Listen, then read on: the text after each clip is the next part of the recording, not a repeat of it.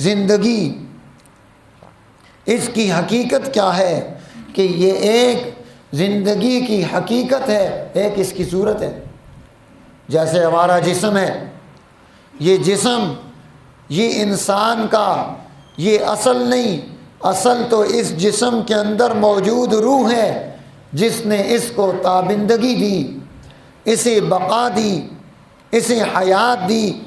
جیسے ہی اس کے اندر سے روح نکلی، جب روح نکلی، اب یہ آپ اس کو 1 دن رکھ سکتے ہیں، 2 دن رکھ سکتے ہیں، 3 دن رکھ سکتے ہیں، اب اس کا یہ جسم، اس کی بقا ختم ہونا شروع ہو جائے گی، اس میں تعفن پیدا ہوگا، اس میں بدبو پیدا ہوگی، اس میں کیڑے پیدا ہو جائیں گے، اس کے اعضاء گلنا شروع ہو جائیں گے، اس کے جسم کے اندر جتنی چیزیں ہیں، وہ جو چیزیں ہیں جہاں جہاں انہوں نے جانا ہے، مٹی مٹی میں پہنچ جائے گی، ہڈیاں ہڈیوں میں پہنچ جائیں گی۔ یہ جسم اس روح کے ساتھ تابندہ ہے، اس حیات کے ساتھ اسے دیا جاتا ہے۔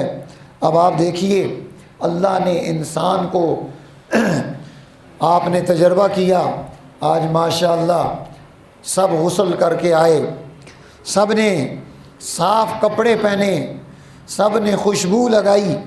اب جب انسان کپڑے پہنتا ہے، نہا لیتا ہے، صاف ستھرا ہو جاتا ہے، تو تجربہ ہے کہ فوراً بے اختیار اس کی زبان سے نکلتا ہے الحمدللہ کہ پاک اور صاف ہو گیا، ستھرا ہو گیا، بہترین ہو گیا۔ اور اگر یہی جسم گندا ہو، کپڑے گندے ہوں، بدبو آ رہی ہو، تو جسم میں انقباض پیدا ہو جائے گا۔ جب جسم میں انقباض پیدا ہوگا، زبان اللہ کا ذکر نہیں کرے گی، اس کی توجہ ختم ہو جائے گی۔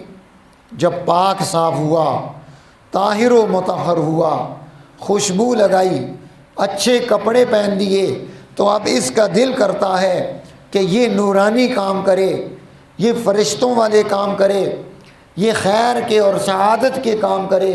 اور جب اس کے اندر کثافتیں جمع ہوئیں تو اب اس کا دل نورانی کام کرنے کو نہیں کرتا، خیر کے کام کرنے کو نہیں کر رہا۔ یہ ہمارا تجربہ ہے۔ اور ہمارے اولیاء اللہ یہ بھی تجربے میں آیا ہے کہ وہ لوگ وہ کیا کرتے کہ تجربے میں یہ بات آئی ہے کہ جب آپ جا کر سبزہ زار پر بیٹھ جائیں، خوبصورت مقام پر بیٹھیں، تو وہاں آپ کا دل کرے گا تسبیح کرنے کو۔ اور اگر آپ جھاڑ چھنکار میں جا کر بیٹھ جائیں اور اسی طرح گند اور جو ہے بدبودار جگہ پر جا کر بیٹھ جائیں، تو آپ کو جو ہے ذکر کرنا، اللہ کی یاد، قرآن کی تلاوت، نیکی اور خیر کے کام یہ نہیں ملیں گے۔ کیوں؟ پاکیزگی نہیں رہی، طہارت نہیں رہی۔ اب اس کا نتیجہ کیا پیدا ہوا کہ یہ اس کے اندر یہ خوبی ختم ہو گئی کہ اللہ کی طرف توجہ کرے۔ اسی لیے اولیاء اللہ جب وہ ذکر اللہ کرتے، وہ پانی کے پاس چلے جاتے، وہ سبزے پر جا کر بیٹھتے، وہ وہاں بیٹھ کر اللہ کا ذکر کرتے کہ وہاں اس کی وجہ سے اس میں ایک خاص قسم کی کیفیت پیدا ہوتی ہے۔ حدیث مبارکہ میں آتا ہے جو پانی چل رہا ہو وہ پانی ذکر کرتا ہے، اور جو پانی ٹھہر چکا ہو وہ گدلا ہو جائے، وہ پراگندہ ہو جائے، متعفن اور بدبودار ہو جائے، وہ پانی ذکر نہیں کرتا۔ سبز ٹہنی اللہ کا ذکر کرتی ہے، خشک ٹہنی اللہ کا ذکر نہیں کرتی۔ جہاں پر طہارت و پاکیزگی آئی وہاں پر اللہ کا ذکر آیا، وہاں پر اللہ کی طرف سے یہ کمال اس کے اندر پیدا ہوا۔ تو اس کا مطلب ہے کہ مسلمان اس کا کام یہ ہے کہ یہ اپنے آپ کو طاہر و مطہر رکھے۔ جس طرح اللہ نے عید پر اسے حکم دیا کہ یہ اچھے کپڑے پہنے، نئے پہنے، جمعے کے دن اسے حکم دیا کہ صاف ستھرے کپڑے پہن کر آئے۔ حضور علیہ السلام نے فرمایا غسل کر کے آؤ، خوشبو لگا کر آؤ، اجتماع میں آ رہے ہو تاکہ سارے مل کر دل کے سرور کے ساتھ اللہ کی طرف متوجہ ہو سکیں۔ تو یہ طہارت یہ کتنی اہم چیز ہے۔ آج جب کرونا بیماری پیدا ہوئی تو ہمیں کہتے ہیں کہ آپ 2 منٹ ہاتھ دھوئیں، صابن سے دھوئیں۔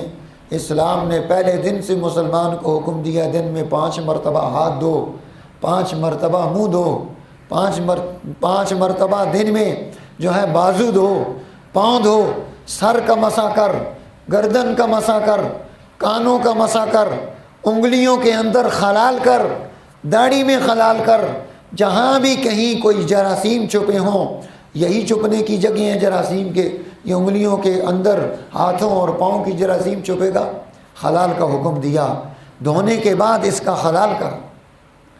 تو یہ طہارت یہ مسلمان کا مستقل شعبہ تھا، اور جب تک یہ طہارت اور پاکیزگی کو قائم رکھے گا یہ بیماریوں سے بچتا رہے گا، اور جب یہ طہارت اور پاکیزگی کو چھوڑ دے گا مصیبتوں اور بیماریوں میں مبتلا ہو جائے گا۔